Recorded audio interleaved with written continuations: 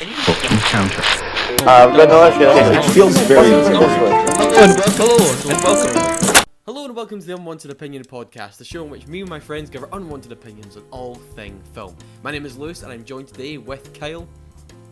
Hello. Sorry, hello. Oh, this guy's falling asleep at the wheel. And Gonzalo. Hi folks, how we doing? Hello. I'm doing well. I'm doing well. I've decided I'm going to start the show with a bit of advice. Yeah. So this is Lewis's bit of advice for the first time on the show. My advice is, when someone offers you your third free computer in your life, don't accept it, because it will be bad, okay? Third time is not the charm when it comes to technology. I don't think it's the third time. I think it was the supplier. Because the supplier for the first two... That's true. I don't want to toot my own horn, but I think the supplier for the first two computers was a reliable source. And clearly, the third supplier. I'll rechange that. When your sister's boyfriend, soon to be husband, offers you a free computer because he's moving away, don't accept it. That's my advice, because the thing is slow as F. Right, anyway, on today's show, it's a packed one, okay? We are doing, of course, the 2026 Oscar nominations. They dropped today. I actually completely forgot it was happening. Same. I was really happy actually this was going on. It was that BBC notification that came up. I was like, me too. To be fair, I go so by we're gonna be running through... when you guys remind me these things that happen. I don't even know when the Oscars are this year, so like... well, I think it's... I rely on you being on top of March. it. It has a 5. Like... but yeah, we're going to be running through the major categories, of course, and me and Kyle have a bunch of reviews we're going to fire through towards the later half of the show, including No Other Choice. What are the ones you watched, Kyle? The Rip, People We Met on Vacation, and then obviously 28 years later. We're both going to end with Bone Temple, because we've both seen that one. Okay, we can join together on that. But anyway, let's get started with the 2026 Oscar nominations, which happened earlier today, which was record-breaking. Because I really was not expecting this. Last year we had, Amelia Perez tied for the most Oscar nominations ever with 14 nominations that film got. But now the record has finally been beaten after many years now by Sinners with a total of 16 Oscar nominations. We tried to count all the categories before the show started and we couldn't even remember what all the categories were. But yes, it's quite a historic moment. This year that Sinners has 16, and I have no idea if that will ever be beaten. I've got a question though. Does this count since technically there's a new category? Yes, casting is new, but even with that new category, it still would have beat the record because it would have got 15. Oh, so okay. it does still count. Okay. Fair. So the record it doesn't matter. They broke it by 2. Okay, yeah. Yeah, I'm glad casting is really a new one, by the way. I feel like it's been a long time coming. It's a long time coming. Like that is. Do you think somebody for the guy that did best casting watched Sinners and went, God, that's casting. Those brothers look so alike, and they would get that an Oscar nomination. I don't know. Someone just told him it's the same guy. Wait, what? Give him a VFX nomination. It's too late now. We can't take it off the nomination list. I was wondering why only Michael B. Jordan got nominated. What about Michael A. Jordan? Jordan? Where's this Michael A. Jordan? Oh, Michael A. Jordan. To be fair, right? Okay, we're gonna run through things. I know. We're gonna run through these major categories, and there's some question marks with Best Picture, which we'll get to in a second. So, for Best Picture, the nominees are Begonia, F1, Frankenstein, Hamnet, Marty Supreme, One Battle After Another, The Secret Agent, Sentimental Value, Sinners, and Train Dreams. So, pretty stacked. I would say in the latter half of that, of what I just said, I think it's pretty stacked. A really good set of films. The Secret Agent has not opened in the UK till February. I'm dying to see that. So I'll have a review for that probably when that comes out in the next couple of weeks. But yeah, Begonia, I don't think any of us have seen Begonia. That was one that was kind of... It kind of came and went, and I don't remember really much talk about it. I remember when the poster came out before the movie had come out. Like that was like a big oh yeah, maybe this looks interesting. And then I can't even tell you when it came. I had some co-workers that went to see it. They were like, it's enjoyable. They weren't like singing its praises, and I think at the time I was just so swamped. I was like, if I'm not getting you must see this. Yeah, we've missed a bunch this year because we weren't doing the show. That's true. I feel like we have a bigger gap than most years. Usually you usually sometimes stay on top it of was these just by things release a lot more. dates. I can't see the secret agent. But Begonia, I think only has 3 nominations in total. It's one that's kind of just in there, and no one. I don't think it's really got much traction or buzz behind it besides Emma Stone's performance. But now let's get to this one, which is F1. Am I the only one Why who's seen is this here? Yeah, like... I tried to watch it and found it really, really boring. I will probably watch it. I'm gearing up for Apple TV soon. It's a competently made movie that is kind of cool to watch in theaters.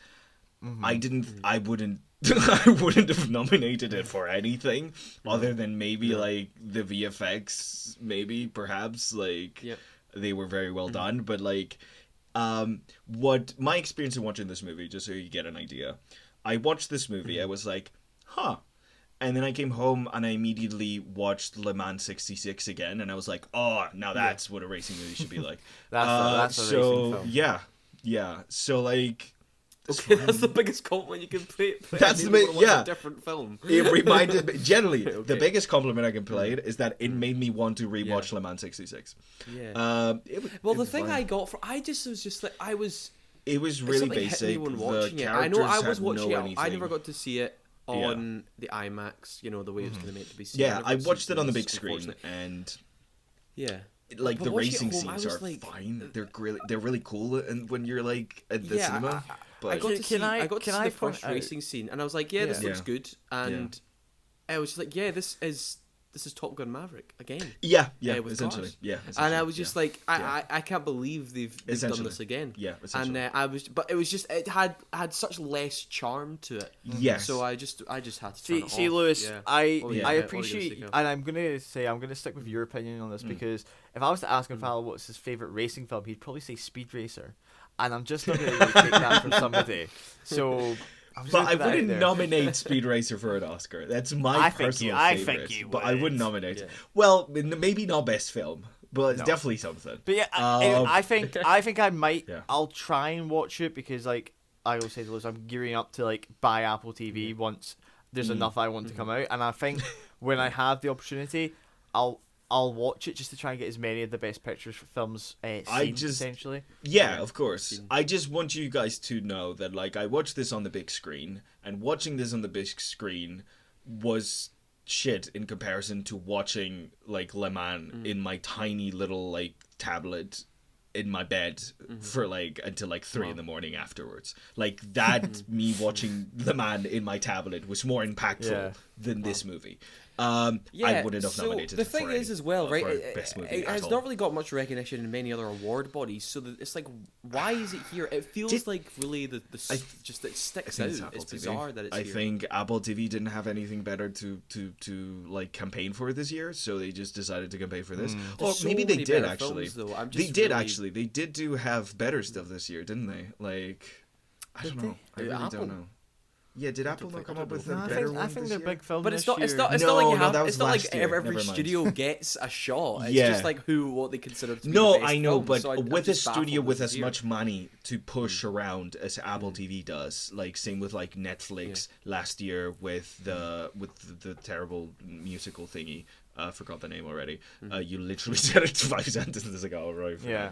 But like Perez, these big studios, they have a lot of money to push around, and at the end of the day, a lot of a guaranteed spot in the nomination comes to your consideration campaign. And because Apple has that money to push around, it's like, oh, F1, it did okay in theaters. Fuck it, let's push it. And it worked. And they've got the money to do it. They've got the money to push it. Yeah. So why not? I mean, the thing is, though, I still find this funny that Netflix every year they've got 2 films on this list this year. Yes. Every year they're always in the Best Picture nomination list for the last. I'd say I can't remember how long it's been. Maybe like 7 years now. Been a while. But there's this Apple is still the streamer I think that's won Best Picture, and I think that's so funny that Netflix has still never had a Best Picture winning film, but Apple has. Because they've actually had some really good fucking ones. I know. Let's move on to the first Netflix film on the list. Frankenstein with 9 nominations as well. We'll get to some of them later, but I thought Frankenstein was decent. It's one of my favourite books, so I mean, it was an really interesting match up take. to the book for me. Yeah. It was an interesting take. I enjoyed it a lot. I think we're all like, yeah. I didn't like it was as an much as the interesting take. Pinocchio. Pinocchio was Pinocchio way a lot higher. Way better. Do you know, it was saying like it's a really visually stunning film, and like obviously the practical sets and everything 100%. like that. I love that. Yeah. But yeah, you're right. It just, I don't know. It doesn't sit with It me didn't as much hit as us I was hard. expecting it to sit with me. Like I thought I'd be thinking about that film for No. ages. Like unlike some other films A we'll talk about later, but it disappeared from my mind. No. Yeah, I kind of agree. It was a weird hodgepodge of like, faithful to some extent to the book, and then adding new stuff, and then some stuff that just to me wasn't really necessary. I mean, the book is so tight as it is. I didn't really feel the need to. I didn't hate it. I didn't love it. I thought it was decent. It was interesting. And the best thing that I can say about it is that it was clearly made with a lot of love and passion. And you can pretty much say that with every Guillermo del Toro film. Like, there's not a single one of his which I'm like, he didn't give a fuck about this one. Like, there was a lot of care, and that made my experience very enjoyable because I really love watching movies that have a lot of care put into them. Pinocchio was 10 times stronger. I have to say, best coffin design I've ever seen in a film. The coffin was sick, to be fair. And we'll get to Jacob Elordi as well. I'm actually quite good performances as well. I don't think the performances was really good. I thought he was the best part. I thought Jacob Elordi's performance was great in it as well. Right, so run down these next ones. Hamnet, which I reviewed the other week, I thought was decent. Didn't blow me away. I actually, looking at what it's nominated for, I actually think Hamnet might be like The Killers of the Flower Moon this year. I don't really see it winning anything. I think it has a few nominations, but I don't really see it getting much. Actually no, that's a lie. J.C. Buckley will win Best Actress, so I'll get that. But apart from that, I don't think it will really take much in other categories. It was decent. Martyr Supreme, my second favourite film of 2025. I still made that list, and I still don't know if it is actually my favourite. I love this film. Seen it on Sunday. Hamnet, so you know, I've seen it Sunday. I've got the Thank God, booking, Kyle. and I think I'll have a great nobody's time. interrupted me this time, so I shall be seeing it. I can see this. I think this is Timothy Chalamet's year. We'll get to that as well. There's another category I think it was kind of snubbed in, but we'll get to that. And maybe editing could take that one too. But once again, don't see it winning Best Picture. I think a lot of people have seen it as kind of a cynical film, but I think that's kind of I think that's a misinterpretation of it. Actually, I'd be interested to see your thoughts. I've heard a lot of Oscar bait clamorings around that movie for some reason. It's not an Oscar. It doesn't seem like it. That's what I mean. Like, it doesn't seem to me, but there seems to be a lot of animosity towards it around. I think that comes down to how divisive the main character is, because. There was actually an article by The Guardian talking about why do you think main characters need to be likable? Because people are annoyed that he's the main character and I don't like him. Why? Yeah. Why did they make him unlikable? And it's like, well, it's not every main character's likable. That's really stupid. Is Patrick Bateman likable? No, but he's interesting to watch. Yeah. And it's the same with Marty. Although I think Marty has redeeming qualities, and by the end of the film, I'm kind of like, go Marty. So I'm kind of weird on that one, but whatever. He does bad things, absolutely, but there's a desperation to him, and he comes from a kind of impoverished background as well. Which gonna have to watch this one. For sure. That's not my review. We're going to move on. My other favourite film of the year was One Battle After Another, which is kind of the big critical darling. It did well at the Golden Globes. I can see this. I think this is the obvious pick for Best Picture. However, the Oscars have kind of thrown a curveball every year. I still think this is the one. They're not as consistent as they used to be with the other, like the Golden Globes and things of that sort. Like there used to be more consistency between like the top picks of all of the different. Absolutely. But like this past few years, it's like.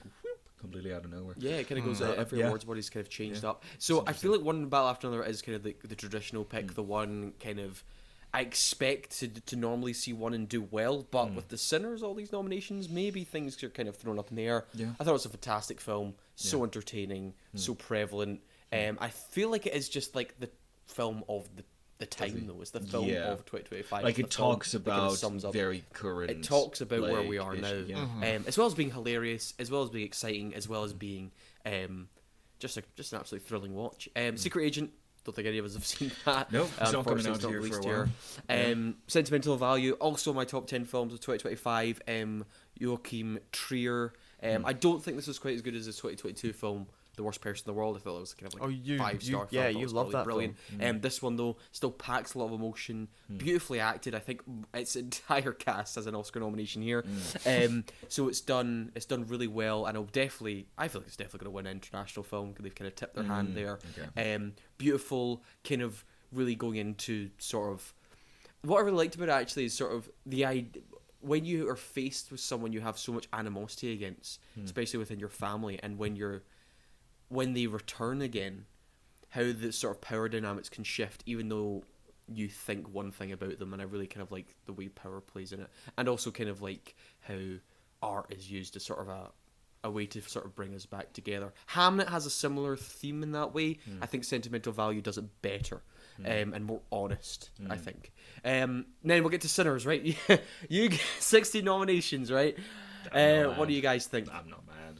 I mean, again, I haven't seen all of the movies in this list, so like pretty much every year I can't be like, oh yeah, this deserves to be the winner kind of thing. But this is my pick for my best movie of the year. We talked about it last week. I fucking loved Sinners. I thought it was an incredible take on cultural appropriation and the African American experience, but not only just that, but the idea of culture as a thing that permeates through time, through the past and the future. Music as a thing that can carry not just music, but performance, and even just the partaking in communal anything is sort of as a connection between who you are, who the people that came before you were, and who the people that come after you will be. I just thought it was fucking dope. It managed to trick me into watching a period piece, and I'm still not mad about it. You're so obsessed with this period piece. I don't enjoy period pieces. A piece of fiction. I know, but no, but I feel like you do. I don't know where this is coming from. It's very much a period where is this piece. It spends most of the beginning of the movie, half of this movie, is just people living their lives in the South, and their relationships between them. And that's another thing I really loved about this movie. It's not afraid to keep your interest like a lot of movies are nowadays, where they've got to get into the thing as quickly as possible. Just there's such a slow burn for it, and I fucking I'm with that. I love it. Great stuff. One of my favorite Kyle, films. what are your feelings towards it, and where do you see it being the winner? See, I love Sinners. Absolutely adore it. I think a lot of what Gonfal was saying. It was just a really enjoyable film, and one of those things we're all talking about original films, not enough of them, and then we finally get one, and I'm like, amazing, this is great, thank you. Yeah. Well, to be fair, actually, only Frankenstein is the only remake here. No. I know, but I think we're talking about original blockbuster in the traditional sense, big original films, and that actually, I really liked it. Now, if you were to show me this list up until about 3 weeks ago, I would have said my favourite to win would have been Sinners. But I have to say, since watching the last one on this list, that has stuck in my heart. Very much the opposite of what Frankenstein has. Train Dreams has just sat at the back of my head. Let's talk about Train Dreams. Constantly thinking about it. I mean, the final shot, hauntingly beautiful. And just... Yeah, brilliant. I mean, I don't want to say, because I don't know if you've seen Train Dreams, and if you haven't, please watch it. It's on Netflix. No. It's on Netflix. And watch it on a nice TV. I really am upset I didn't get to see it in the cinema. Yeah. No, I know. I mean, for these kind of movies that you guys recommend, what I tend to do is wait till everyone's out of the house and just sit for 2 hours in front of the telly and watch them. Yeah. I don't tend to watch these your recommendations on a phone. Don't you fucking worry about that. It's Train Dreams is one of those ones where it's really is a journey, and once you kind of settle into it, it just goes by, and you'll watch the entire thing, and you'll be like, wow, and you'll come out emotional and changed. And I mean, if I wanted one to win, it'd be Train Dreams, because I think it's actually a really great film and a fantastic performance. I do think One Battle After Another will win it. Yeah, okay. I mean, if Train Dreams won it, that would be the biggest sneak in history. Like you, Kel, I mean, I made my list of top 10 films in the year, and I had Train Dreams at 6 and Sinners at 5. But on my letterbox, I've just switched them. Because like you, Kel, I watched Train Dreams and went, that was a great film, and I think I gave it 8 out of 10. And I wrote about it. And writing about it sometimes helps you go, no, that was better than I remember it being. And I've changed my rating to a 9 out of 10. And like you, Kel, it's novellic, it's beautiful, it's so simple, but has a lot to say about life, a lot to say about America as well. At the same time, like there's cruelty in the film, and it's like just there, like and kind of like it's not a backdrop, but something just kind of happens in this guy's life, and it's sad, and it's filled with dealing with grief, and just like the whole what kind of people have sacrificed and sort of making the land of the free, and then kind of what's that become now. But anyway, that's its own thing. I also think it was beautiful, Kyle, and I'm glad it's here. I'm very happy. Oh no, I was honestly, I wasn't expecting it to be an Oscar kind of nominated film, and to see it kind of pop up in that list, I was very, very pleased. So best pictures. A good selection. It's a pretty. I would say it's like mostly there. That F1 thing is still the only one. The only one I honestly take out of here is F1. Even Frankenstein, like I didn't think it was I don't think it's best picture worthy, but I'm also not mad about it because like I'm sorry, especially because after seeing like No Other Choice the other day as well, which we'll get to. Like I'm kind of pissed that's not there actually. Anyway, let's move on to best directors. You got Chloe Zhao for Hamnet, Josh Safdie for Marty Supreme, Thomas Anderson One Battle After Another, Joachim Trier Sentimental Value, and Ryan Coogler Sinners. I'm actually this is like the 5th year in a row where I've looked at the director, or 4th year in a row I've looked at the director list. And I'm like, the director list is actually always really good. Even though Hamnet for me was just decent, I'm not phased that Chloe Zhao's there. It's the second time she's nominated. She obviously won for Nomadland in 2020. But I think, regardless of what wins Best Picture, I think Paul Thomas Anderson is taking this award. I don't think there's any question about it. I think it's not only... It's one of these... I feel it's a Leonardo DiCaprio situation where I think the Oscars are just going, it's his time. Even if you don't think it's his best film. It's like the body of work he's put out is so impressive that... they're going to give it to him, I feel. And it's well deserved. It's absolutely well deserved. What he does with that film is electric, and it is absolutely phenomenal. But I could see Ryan Coogler maybe getting a sneak in here too, because of all those Sinners nominations too. And he's also had a bunch of nominations. I would like to see Ryan Coogler get it for Sinners, definitely. But I do kind of agree with what you're saying, Lewis. I think it is maybe like one of those. We'll not eventually give it to him because somebody's got a fantastic body of work behind them. But Oscars are always very competitive. So it's a great category. I'm not mad, honestly. These are people that I think are fantastic at everything they do. So like, I'm not like. If anyone gets it in this best list, actor, that's fine. Best actor in a leading role this year is Timothy Chalamet for Marty Supreme, not Marty himself. Leonardo DiCaprio for One Battle After Another. Ethan Hawke for Blue Moon, so happy he's there. Michael B. Jordan for Sinners, and Wagner Moura for The Secret Agent. Once again, not seen The Secret Agent. I've seen the rest of these though. I don't think this is as competitive as it was last year. There was kind of a 2-horse race between Timothy and Adrian Brody. I think Timothy. It's Timmy's year. Timmy's year. Timmy he's boy. He's got the momentum. Everyone, regardless of whether the people liked Marty or not, his performance is fantastic and fun and charismatic and just great to watch. Leonardo DiCaprio though, also hilarious, so fun to watch in that film. And by the end of it, because it's Leonardo DiCaprio playing someone who's his character is a bit silly, but he has his moments of being really genuine with emotion. And there's a really beautiful moment, the way he's driving this car towards the end of the film, and the look on his face. I'm like, God, it's just a fantastic performance.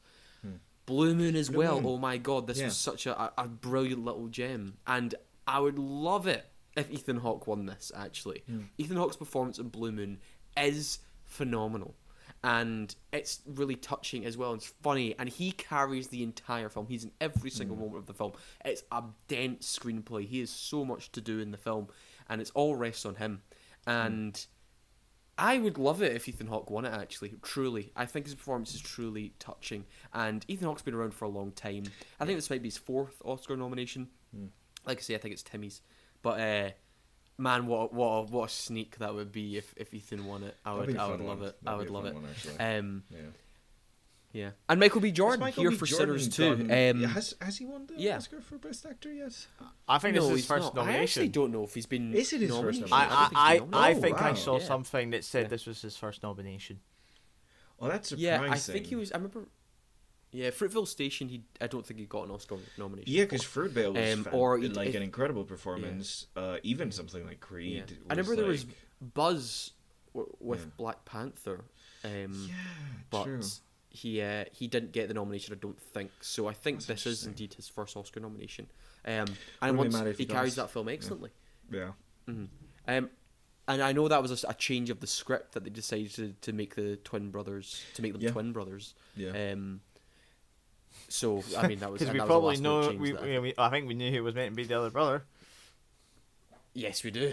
Oh yeah. I don't think of that. I was waiting for good foul to click there. By the way, I didn't think of that until you said it. Yeah, I didn't think of that until you said it. And I was like, oh, okay, yeah, that makes sense. Gosh. Yeah. Okay, for Best Actress in a Leading Role, we've got Jessie Buckley for Hamnet, Rose Byrne for If I Had Legs, I'd Kick You. This is kind of one that's going to come out of like the last month or so. Rose Byrne has just suddenly got momentum, and this is her first Oscar nomination as well. Kate Hudson for Song Sung Blue. That film has come and went. I've not heard anyone talk about this. And Renee Resve for Sentimental Value, and Emma Stone for Begonia. Like I'm saying, Emma Stone, that was kind of all the talk when Begonia came out, was her performance, and I've no doubt it was great. Emma Stone is always putting in a fantastic performance. I mean, this is what, her fifth Oscar nomination maybe. She's won it twice.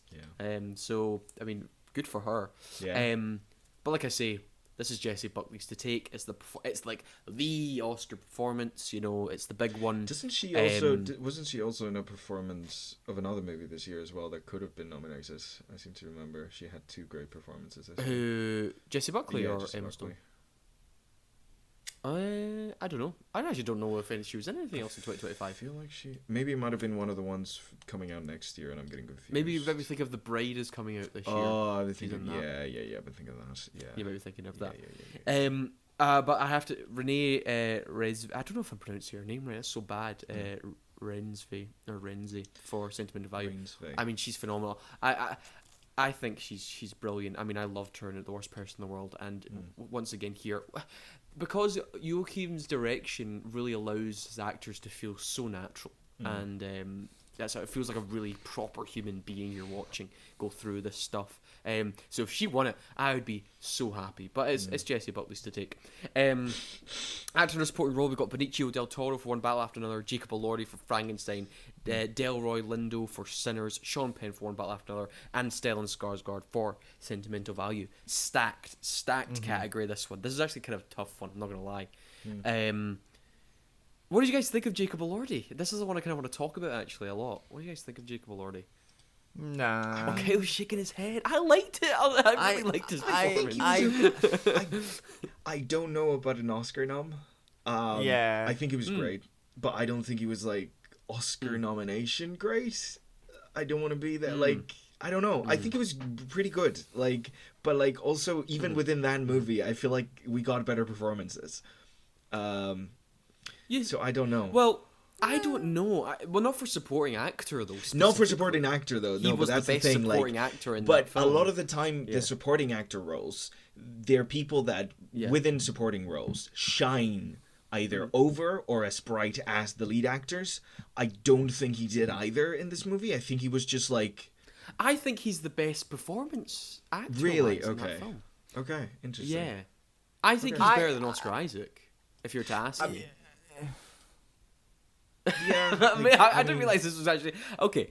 I don't know. Okay, I think because his performance is quite the one thing subtle. that It's a subtle performance. Everyone is really bad at judging acting. Oscar guys. Isaac's performance is quite this before. big. I kind of have. And at times, I don't know, that doesn't really do it for me. And I kind of liked how I don't know how simple and sort of just kind of it was all mainly physical, Jacob Elordi's performance, and also the fact he's goddamn massive help for Frankenstein. That does help. What are you thinking, Kyle? Yeah, what are you thinking, I'm not the best at judging this kind of things. You guys know that. Just from my like I think more like the like the overall ground down kind of thing. So I'm worse at judging performances. So maybe it's just a me thing. Sometimes I underestimate actors when they're being subtle. Like same discussion we had with like the Batman movie and how I thought the performances were just fine.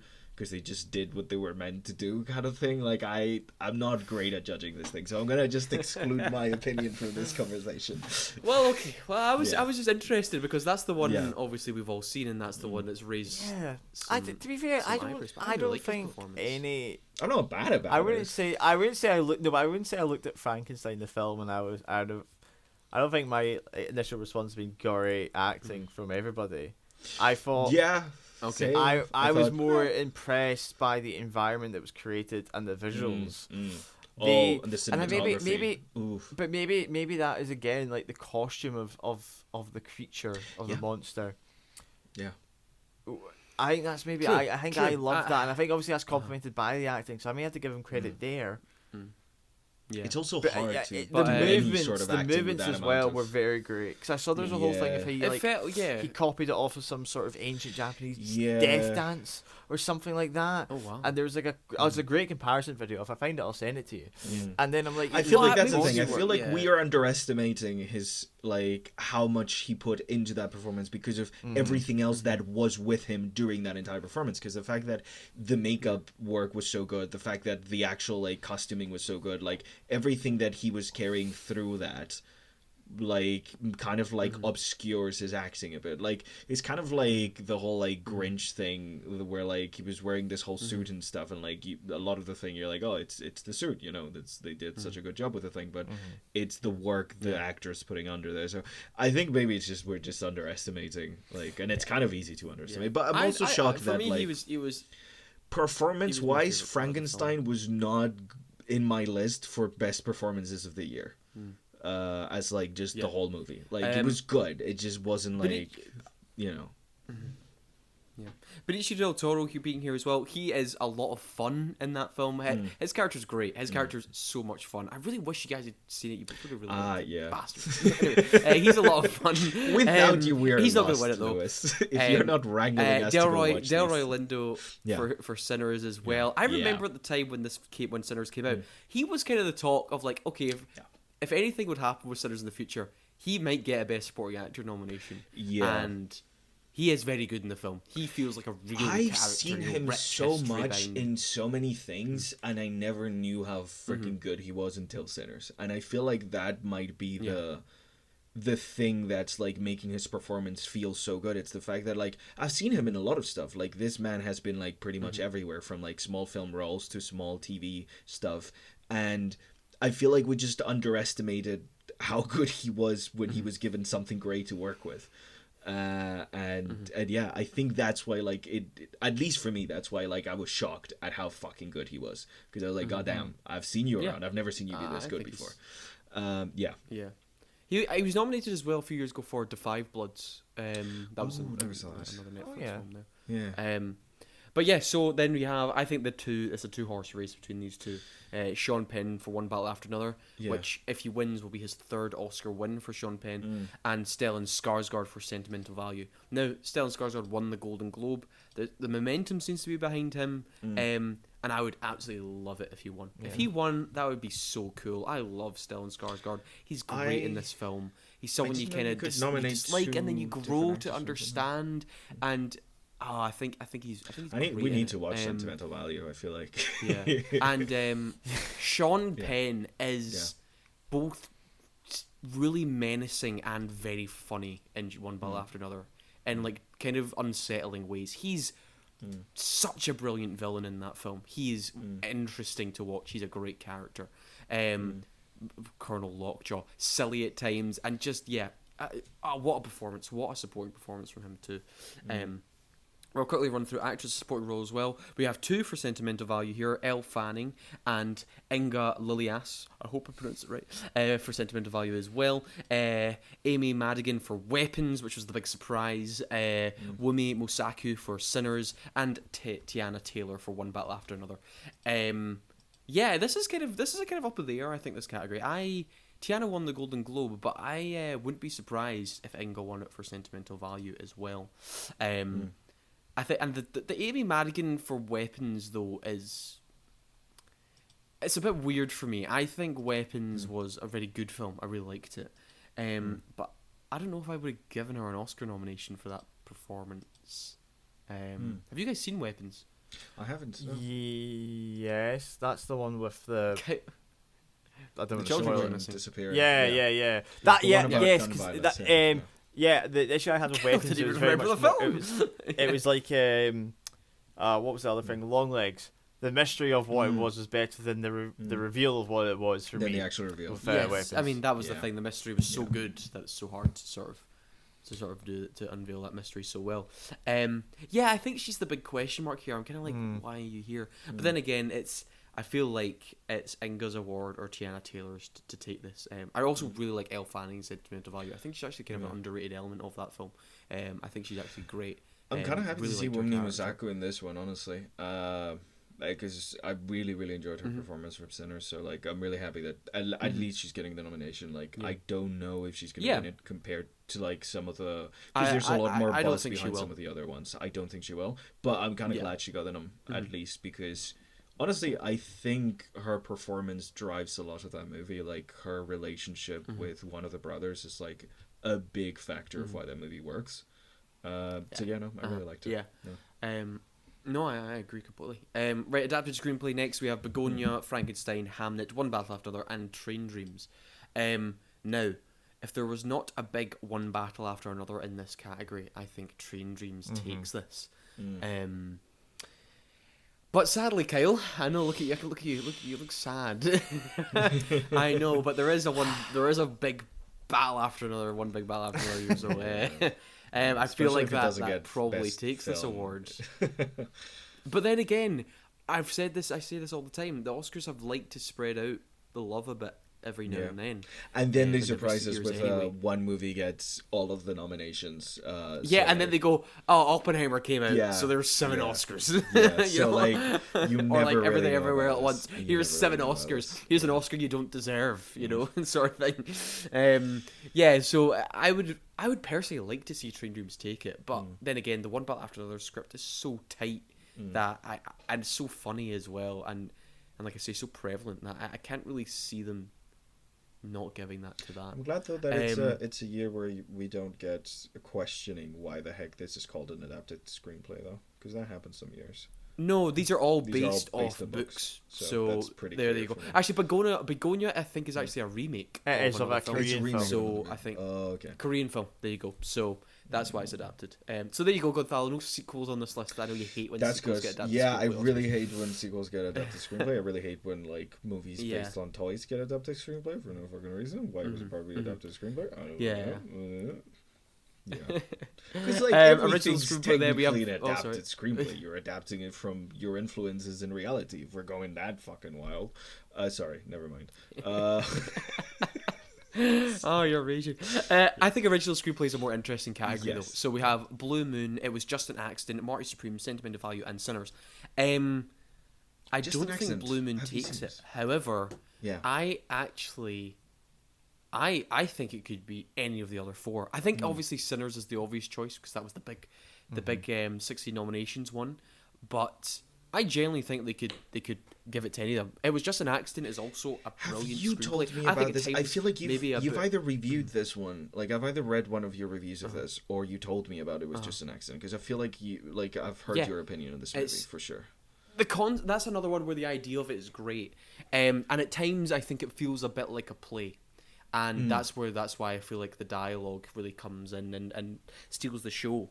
Because there's some really, really powerful moments in the film with its screenplay. But essentially, it's like this. The setup sounds a bit funny, but it gets much darker. So this guy thinks he sees someone who he recognizes, and he hits him over he runs him over, and he kidnaps him, hits him over the head with a shovel, and starts to bury him alive. And it's because he fully believes that man is the man who was a general in the Iranian army who's tortured him and his friends for years. However, he's 10% unsure. So then he has to get his friends involved and To see if double-check. is this the guy? I don't know if I've accidentally kidnapped and brutally attacked a completely innocent man. random guy. So then that's kind of where the funny setup goes. But it gets into much more like their traumas and the horrible things that kind of happen to them all, and sort of kind of a scathing indictment of the current Iranian regime. But it's the Marty Supreme screenplay as well. It's just all so fun, brilliantly written, kind of weird at times, unpredictable as hell. Sentimental value, touching, dealing with family issues and Sinners as well. Like we talked about so many times, that it's this big cultural kind of event now that film was. And touched on so many cornerstones of colonialism and racism as well. So all very, very different films. And Blue Moon as well, another sad piece, but I'm really happy to see it there.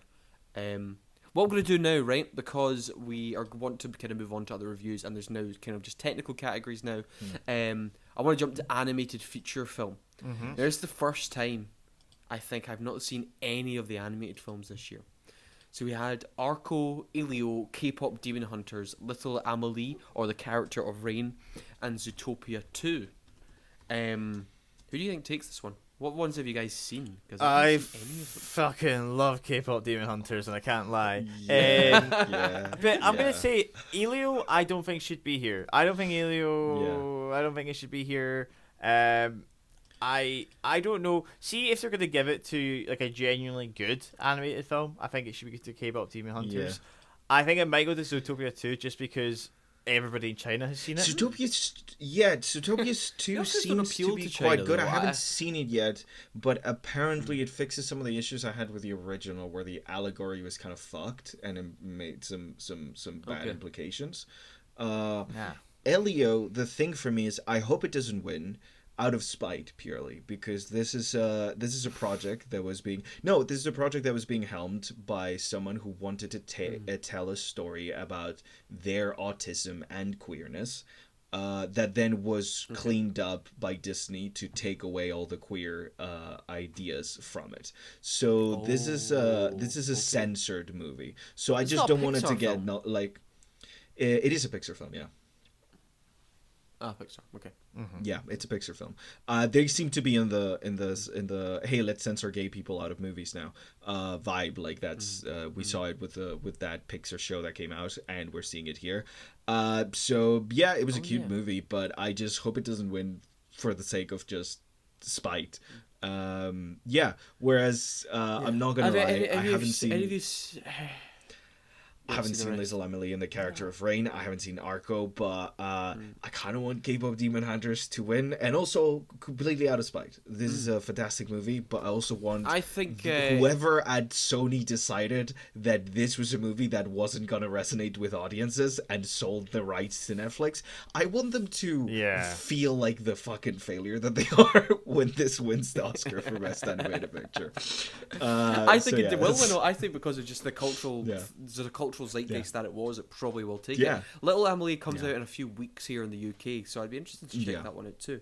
Cinematography, so you have Frankenstein, One Battle After Another, Marty Supreme, Sinners, and Train Dreams. I think Sinners took cinematography at the Golden Globes.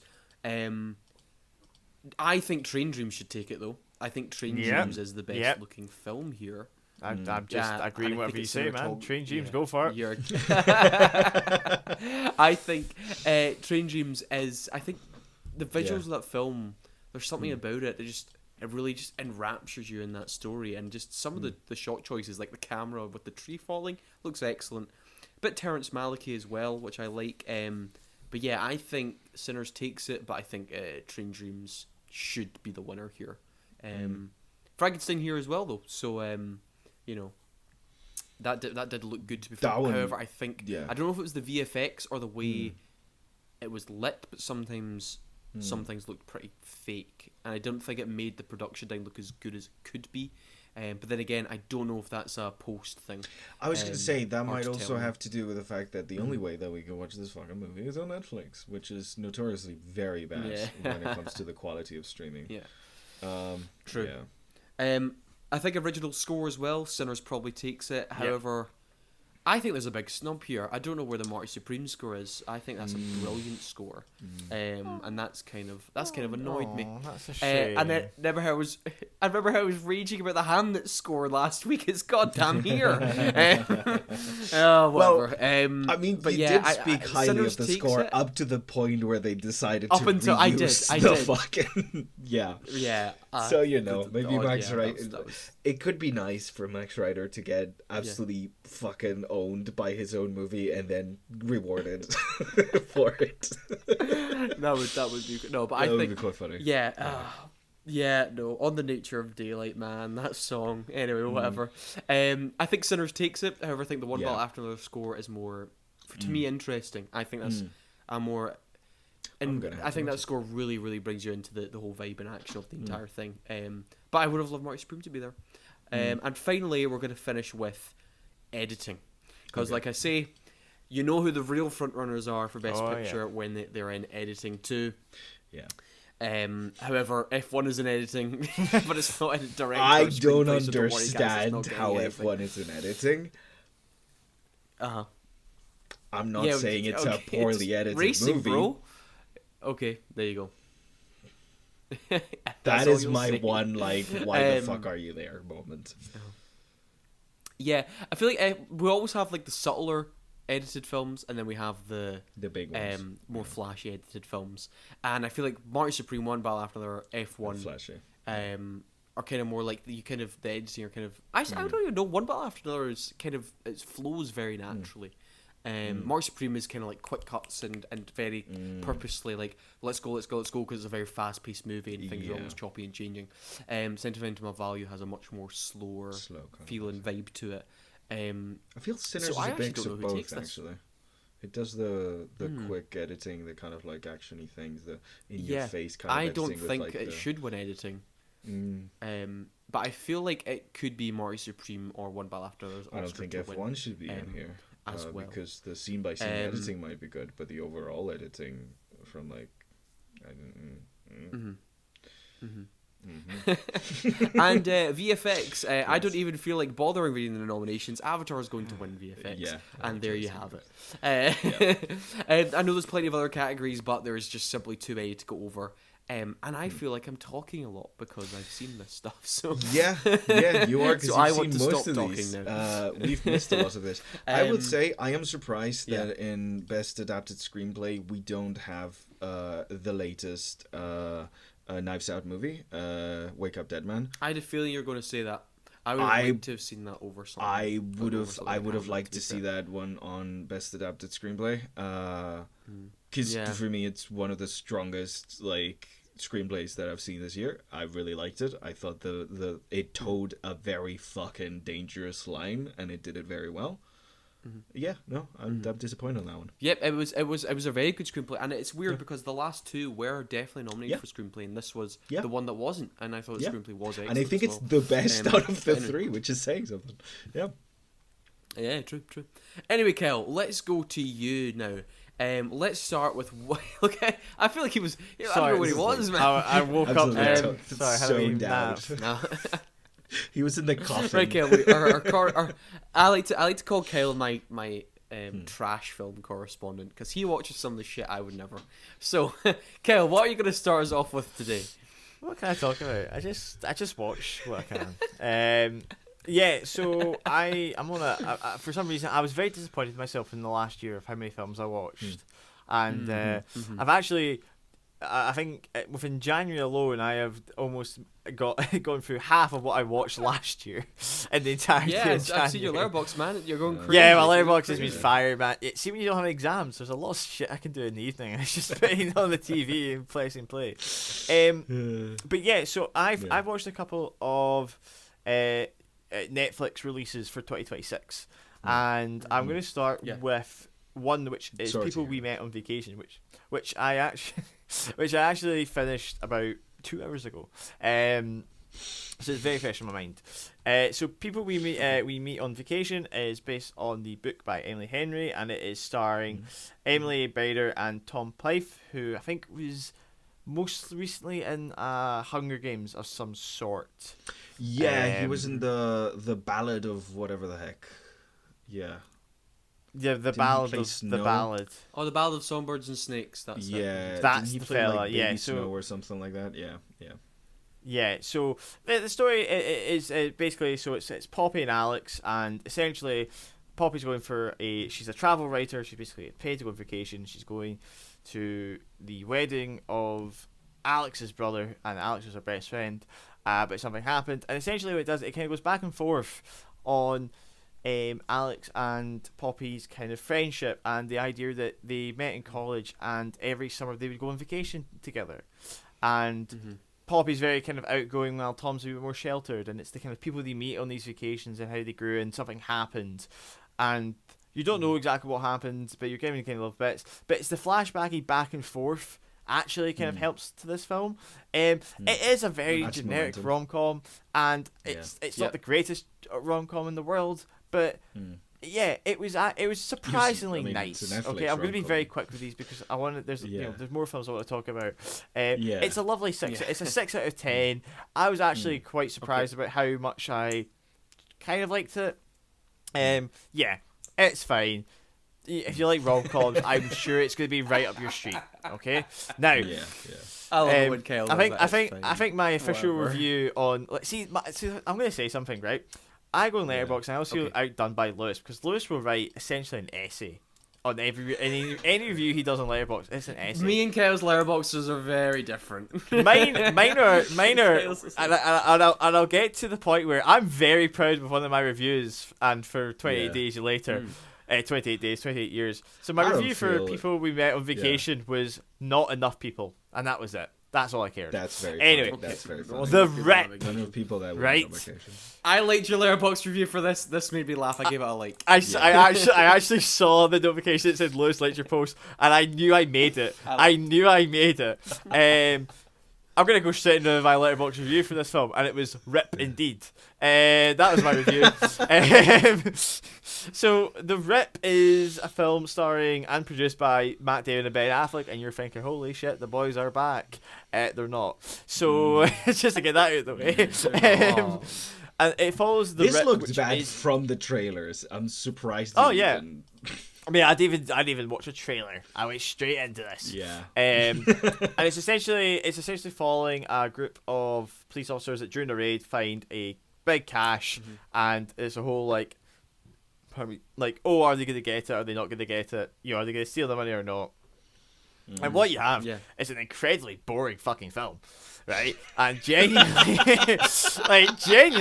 it's so fucking boring. I started watching this film. What do you have here? I started watching this film. Yeah, no, I started watching this with my girlfriend, and I've been doing a bit of a film renaissance with her for the past few days. We've watched Saving Private Ryan, which she really loved. We watched Civil War, Alex Garland's Civil War, which she loved, and I was so happy.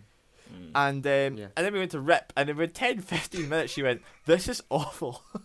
And it was the quality of the script, and I was genuinely like, what is this crap? But no, I determined I was going to finish it. It had to be a statistic on my letterbox. It had to be.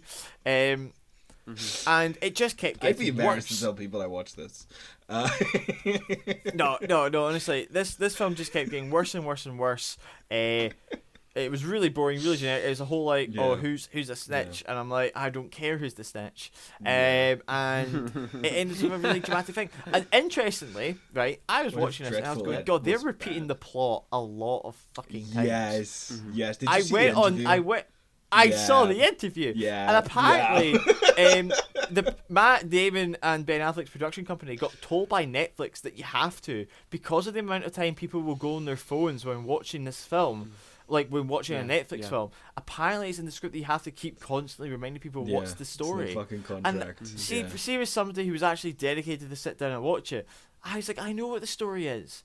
It doesn't matter how many times you're going to tell me. See, it's boring, your mistake was actually crap. watching this movie instead of listening to it while you do other shit. And it was meant to do. You didn't engage with the art on its own. This film, it's a 4 out of 10. It would be a 2 out of 10. But the only thing that's good is that Matt Damon and Ben Affleck's company, Artistic Equity, negotiated a first-of-its-kind deal that with Netflix that provides the workers involved in the production with a bonus based on how well it performs streaming hours. Fuck, I'm going to just have it playing on repeat on my phone. First time deal this is ever done. So it's going to be based on streaming. Yeah, seriously, I would say put it on just to allow these guys just to put get it in the background. Bonus. Fuck yeah. That just alone play it in the deserved. Yeah, that alone deserves 2 stars. Yeah. Anyway, don't watch it, but put it on to help the production. Put it in the background. Lewis, over to you. Okay, I had a better week than Kyle.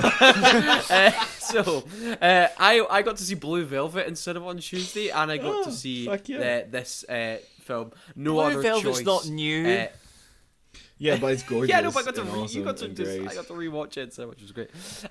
So No Other Choice, which is Park Chan-Wook's latest film, acclaimed South Korean filmmaker who, of course, did the Revenge trilogy, which includes Old Boy, Lady Vengeance, and Sympathy for Mr. Vengeance, as well as The Handmaiden, and of course Decision to Leave, which came out a few years ago, which was beautiful. I've not seen a bad film from this guy. This guy, he's kind of the GOAT. He's kind of fantastic. I love Park Chan-Wook. This is also written by Park Chan-Wook, as well as Don McKellar, Lee Kwang-mi, and Jae-hee Lee. Now, you might be thinking, Don McKellar is kind of the odd one out here. That's because this film originally was meant to be made for the Western audiences. It was meant to be made in America. But Park Chan-wook couldn't get the funding for this film for years. And by the time he got the chance to make it, got a chance to make it in South Korea. The star, Lee Bong-hung, who plays Man-soo, who you might remember from Squid Games. He's the villain in Squid Games, the sort of big villain in it. Also plays one of the voices in K-pop Demon Hunters. Yeah, true. He was then old enough to play the role. It took that long for them to get the funding to get this thing made that he was now old enough to play the role. And he was like, great, I got the guy I wanted to play. I was originally trying to get an American actor. We never got the funding for America, so we're going to do it here. In Korea. But the themes does he have the same booming voice that he has in like K-pop Demon? Because I believe he plays the main bad guy in K-pop Demon Hunters as well. Like he's the flame thing. No, he doesn't really. He's playing a very different character for something like that. He plays it. He does a so really the plot cool kind of goes like this. Yeah. Oh really? I mean, I still need to check this out. So Man-soo has been working at this paper company for 25 years. Making paper. However, they've been bought over by an American company and merging two companies together, and as such, for cost-cutting reasons, they have to cut to 20% of the workforce. And sadly, Man-soo, after 25 years of employment there, has to go. Now he's been unemployed for a substantial amount of time, and the job market in South Korea is incredibly competitive. They're burning through their savings. His wife, who's played by Song Ye-jin, who plays Miri, has had to get a job as like a nurse at the dental hospital, and as such, they're having to like cut down on things and potentially going to have to sell their dream house, which actually used to be the house he grew up in and loved. So now because of this, Man-soo is decided to push himself to extreme measures in order to make sure he will be the prime candidate for this next job at another paper company. And the plot is to kill 5 other applicants who also rival him. Yeah, so that is all I'll say about No Other Choice. Yep, sold. Yeah, sold. It was shockingly not nominated for Best International Film at the Oscars just there. I know it was shortlisted. What a shame, because this film is a great time. It's a proper dark comedy. It has some really clever jokes in there. It's one that really plays on that darkness of how malicious and horrible this guy is going to. But it's about what the system has pushed so many people to. It's pushed people to the brink. People who feel like there are so many people who are qualified for a position that people are now going. Whenever I see a Korean film nowadays, I'm really concerned about the Korean people and what their system, ultra capitalism, is doing. Because so much of that comes out of South Korea is about the state of capitalism now. Parasite, of course, was a huge thing for that. Squid Game was huge for that. No Other Choice now. I'm trying to think of other ones that I kind of had the same recurring themes. Nothing's coming to mind right now, but it's a very recurring theme when it comes to Korean cinema. Understandably. So and it is, and you're constantly reminded by that this is this is like the world we're living in. This is actually really, really sad, and thousands and millions of people are going through the same sort of struggles this man is, just trying to provide for his family. Like it's, and that side of, I know in Japan as well as South Korea, it's an unbelievably competitive place, and work is everything. So there is that element of sadness. It's so slickly shot and pieced together. It's just brilliantly tight. It's like I say from oh my god, I forgot his name. Lee Bong-hung, his performance is so brilliant. I mean, I would have liked to seen him maybe get Best Actor nomination. He carries this film excellently, and it also highlights as well those some kind of later themes, as well as the darker ones about capitalism. It's like that. So many people pride themselves in their work, and so many people think that work defines them, and that people are going to leave them because they've lost these things in life, and that will not be the case. That's a really interesting topic. I was genuinely having like a conversation with my mother about someone that we know that's going through that, where like after like having had the same job since they left university up to their retirement, they find themselves now not knowing who they are and spending most of their time hanging out and going back to the place where he used to work just to hang out with the people that he's been with his whole life, because that's his life. It just defines you. And that's the thing Mansu doesn't see though, and that's the sadness to it. And I will say the ending of this film is genius. I think the ending is so brilliant and so bleak, but also just so clever. It's so clever. And Park Chan-wook has that cynical edge. So his films are dark. His films are mean, and there is that to this too, with a bit of levity in it at times. But it's phenomenal. I'm giving no other choice than 9 out of 10. I think it's fantastic. Surprised that we didn't get anything Oscar-wise. Honestly. As you're describing it, it seems fantastic. I think it's absolutely. And wasn't Decision to Leave, didn't that get a bunch of Oscar buzz when it came out? His previous film. I think that got a Best International Film Oscar nomination as well, but I don't think it won. But Park Chan-wook is now in his 60s, and the way he shoots stuff is it's so brilliant. It's so slick. There's a shot in this that's just, it looks absolutely stunning, and he's using new tech as well to make his films. It's kind of insane how varied his filmography is and how much he's evolved. Like from his earlier films, that like they're all very much adjusting to like a different form of filmmaking. Like you see some older filmmakers and like they basically like feel consistent a lot of the time in the way they go about taking this, but can follow. I'm gonna jump in because this man, he every Oscar nomination time he'll always overrun, and I have to make sure he stays on track. So I'm gonna. I know. We're going. Next 5 minutes. Need to shut up. 20 years later, the Bone Temple. We're moving on to the Bone Temple now. Okay, so sequel to 20 years later, which came out only 6 months ago or something like that. It's something very crazy like that, and we pick up exactly right where we left off. So some spoilers for the first 20 years later are going to come here, right? So Spike, now after the death of his mother and abandoning sort of the community and island he came from, has now kind of been taken in by the gang of Jimmies. Okay, this horrible group of cultists who are dressed like the depraved and despicable Jimmy Savile, and have now kind of taken him in and are now making him try. I need to watch this movie now. No, I'm not. No. And Spike is now sort of inducted into this and has to be inducted through sort of a trial by fire situation. Meanwhile, you have the Ray Fiennes character who plays, I've completely forgot his Dr. Kelson. Oh my god, it just came to me just there. Kelson, meanwhile, is sort of studying the infected and understanding and maybe coming to new findings of what the infected could become. Anyway, that's all I'll say about 20 years later, because I don't want to get into any spoilers right now. Kyle, what did you think of 28 years later, The Bone Temple? Fucking brilliant. This is an absolutely incredible film. I had only just recently watched 28 Years Later, maybe a few days before going to see this, and I really liked 28 Years Later. I actually quite enjoyed it. I like the kind of apology aspect of the 28 kind of time. I know we don't love weeks, but I do enjoy the kind of mythology of just kind of finding different stories and different parts of the time. Danny Boyle has rejected it from canon. But the thing is, yes, but there's also proof that on like in the start of 28 Years Later that Paris is nuked, so that kind of gives way to no London. You mean London? No, Paris. They nuked Paris, so it is canon then. Yeah, that's the thing. It's like there's a thing where it's like you see Paris as a whole bloody crater, and it's kind of suggesting. I mean, I don't know if that's just him deciding to nuke on that film, but anyway, I know I really like 28 Years Later, and the ending of that, obviously, where you kind of get the Power Rangers-esque entrance of this gang of Jimmys, led by Sir Lord Jimmy Crystal. That's insane. Yeah, played by.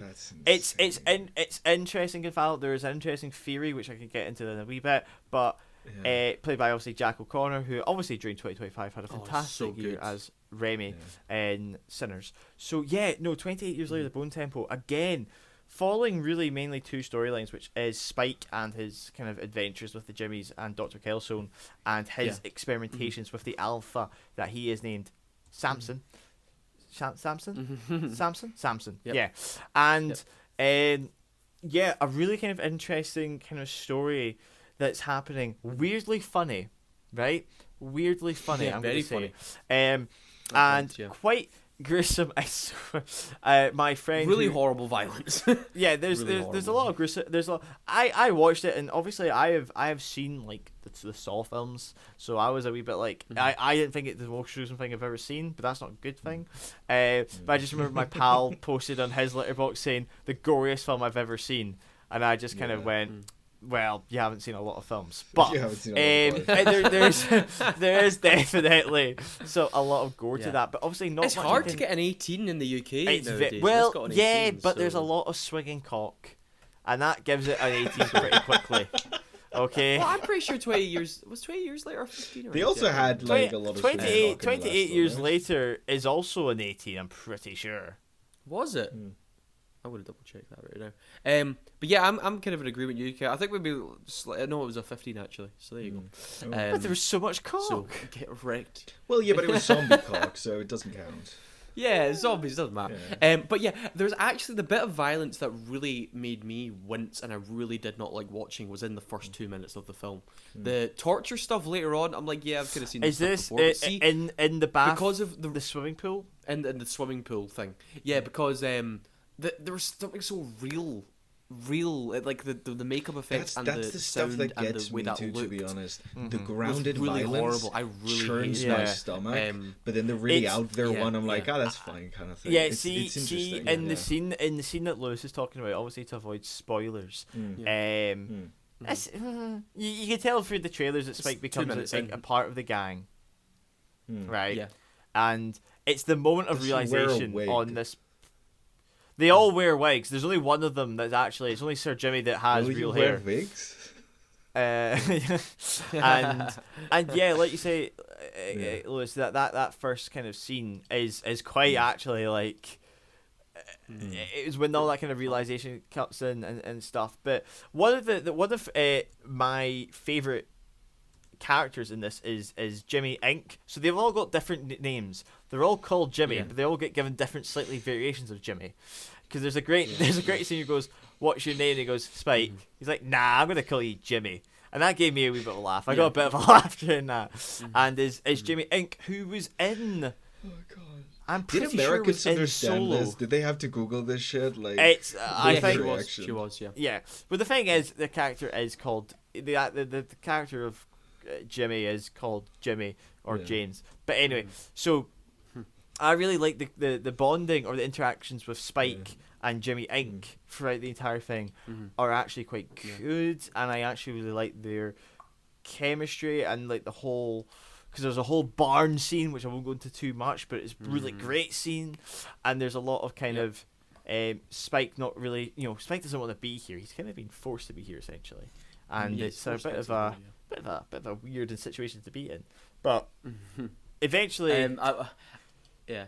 You don't want to go on this? No, I was just gonna say like the best element of the film is Ray Fiennes and Jack O'Connell, like them together. I could have watched them for an hour.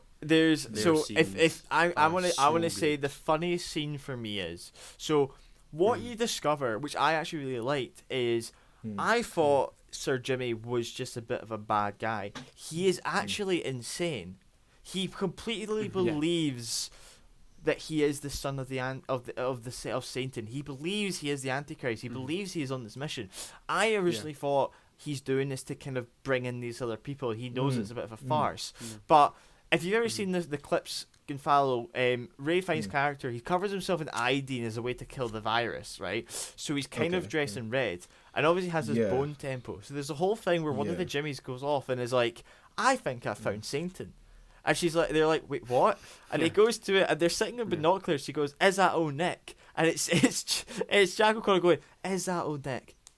Is it? Like he's actually questioning it himself, and he's he's low key convinced, and he goes down. Yeah. He's like, and he goes, "Are you old Nick?" And he goes, "No." And he goes, "I thought it was gonna be my dad." And you can see Dr. Kelso going, "What the fuck?" it's like genuine insanity. But that's what I really like about this low-key hilarious. This franchise, I guess, is that it's so out there and so weird, and. Like I'm saying, that conversation between, and what I really liked about it is this man who's completely lost his mind. I don't know. I don't know. I think it's kind of left that way. I don't know if he fully.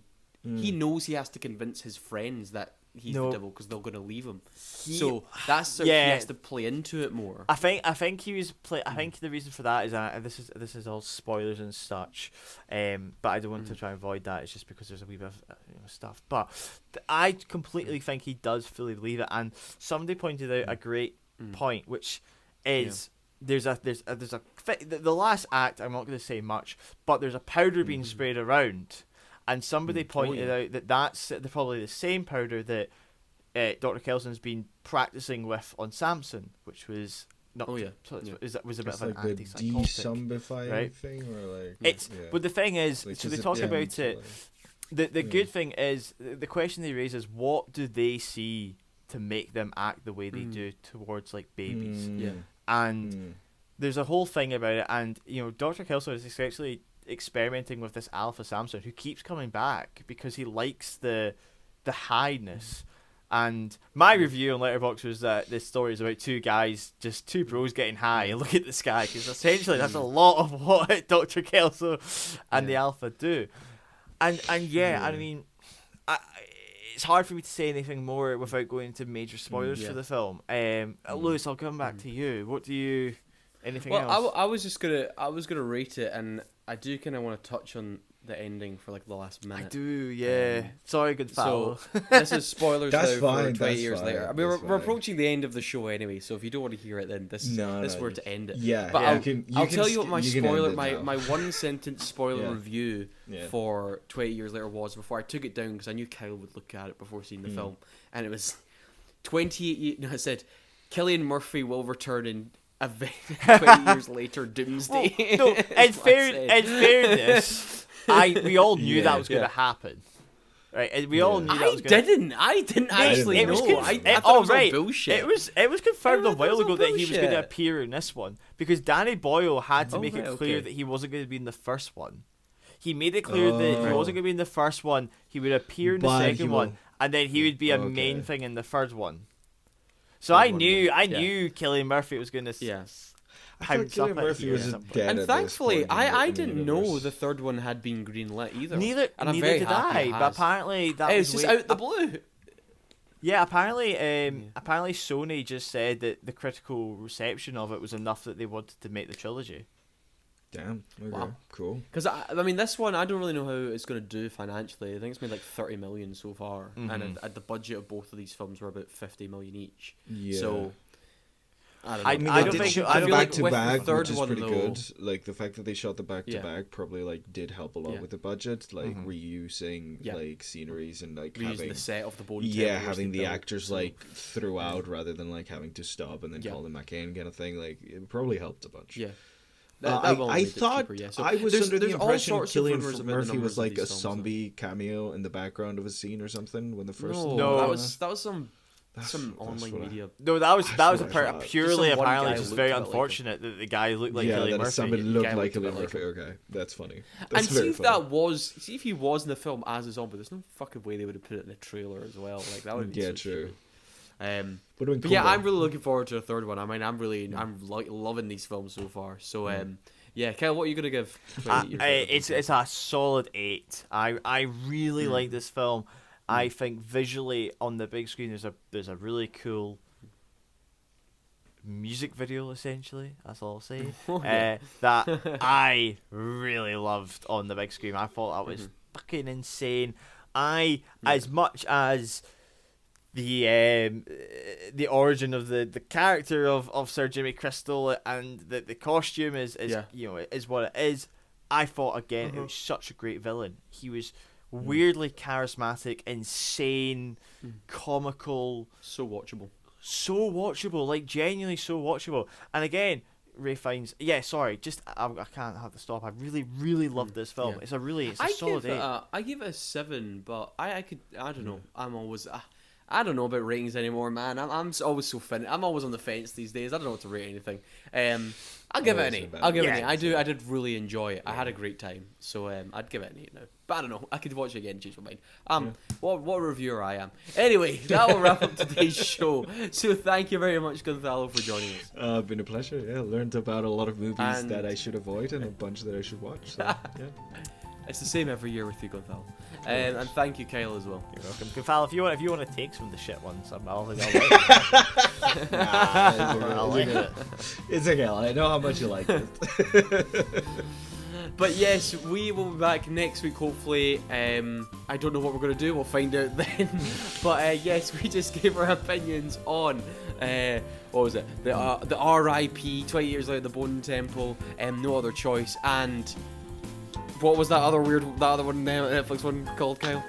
People we meet on vacation. People we meet on vacation, yeah. People we meet on vacation. But at the end of the day, those were our unwanted opinions. Thank you very much.